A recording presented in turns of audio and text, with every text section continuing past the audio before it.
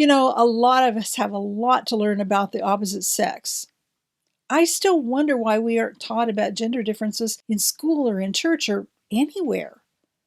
I'm especially surprised that a graduate school in psychology totally ignores this reality of human existence.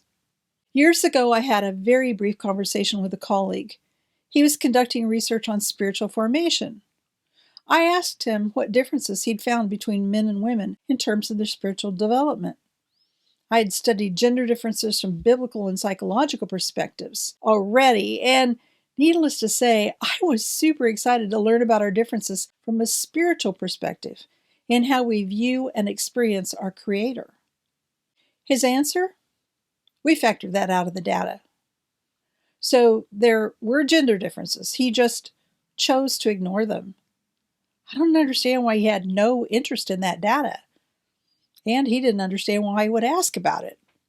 I sometimes wish I would have pressed a bit more to see if he'd let me take a look at his raw data, but I didn't. Why didn't I? Well, honestly, statistics was never my strong suit, so I let it drop. Yet I still wonder sometimes what was there. On the other hand, a few individuals in the field of psychology do talk about the differences between men and women. Unfortunately, they tend to be very disrespectful and dismissing in the process, going for a momentary laugh from their audiences over teaching respect and honor for one another. They make a lot of money, but at what cost to couples and families who could benefit from wisdom? Honestly, their behavior makes me angry. Not much makes me angry at this point in my life, except so-called professionals poking fun at people who are hurting and confused. Maybe these guys are just hurting and confused themselves. Perhaps this is just another way of covering up their own pain.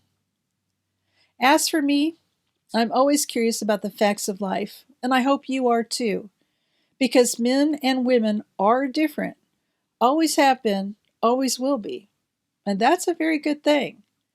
When we understand one another, we're in a much better position to deal with the challenges of life. Together. Yes, my mom was right about this one. 2 heads are better than one. 2 heads, 2 hearts, 2 pairs of hands working together can change the world. What do you think?